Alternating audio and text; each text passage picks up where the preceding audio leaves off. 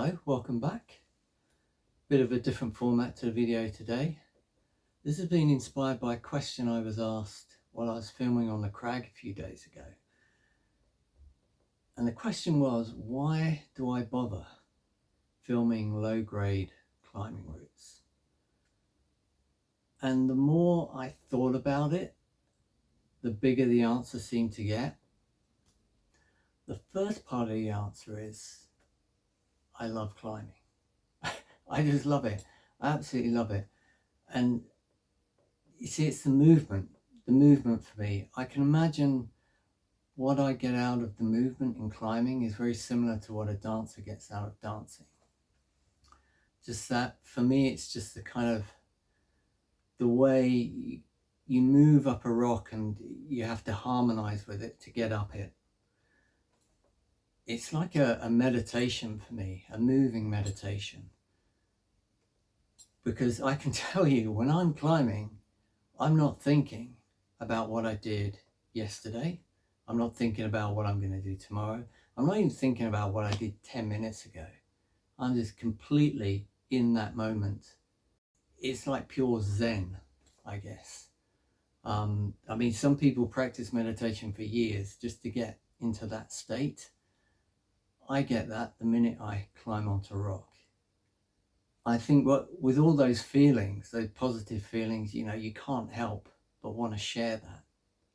And I think the other part of the question is,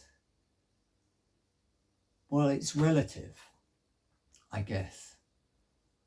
I mean, my story, I haven't climbed for not much for like the last maybe 2 years, 2 or 3 years maybe. And that's generally because I've had multiple injuries. It all started with my shoulders. I had 2 quite serious shoulder impingements, and that took me probably about 8 months to get over.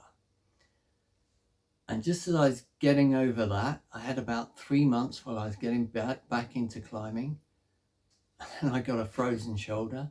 Now, if anyone listening to this has ever had a frozen shoulder, they know exactly what I was going through. But that basically culminated in me being out of the game for about probably the best part of a year, I think. And again, I got over that. I started getting back into climbing, and I had yet another 3-month window while I was getting into climbing, and I came off my mountain bike, really did myself in, broke every single rib down my right hand side twice, broke my shoulder blade, punctured my lung, and that pretty much took me out of the game for maybe 7 or 8 months. To be honest, I'm still kind of slightly recovering from it. And then at the time of making this video, there's a big writers and actors strike happening at the moment. Now, I'm in the film industry, but no one's making any films at the moment. So I've been out of work for 3 or 4 months now.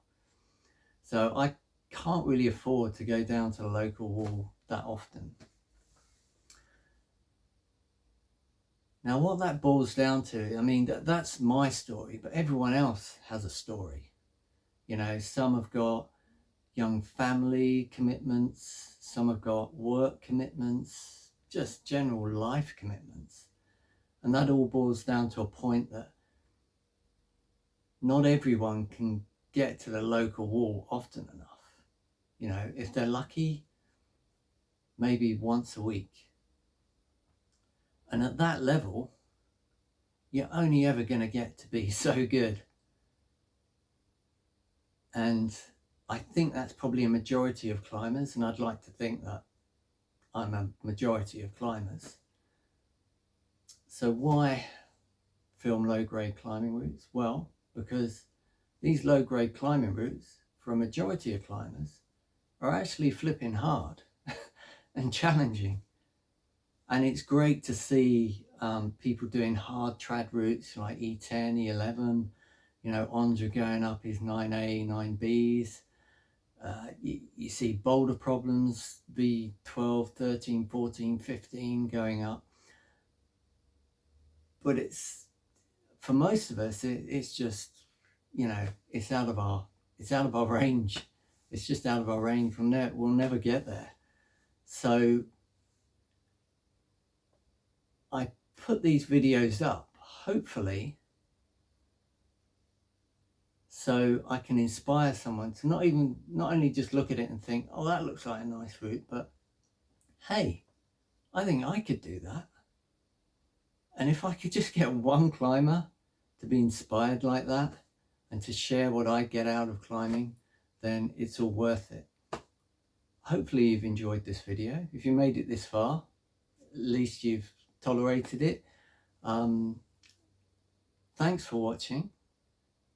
And I hope to be back very soon with another video, hopefully with a bit more climbing in it. What have we got? So it's got laybacks, technical, cracks, traverse. Yeah, and that's just the first pitch. So yeah, it's definitely worth it.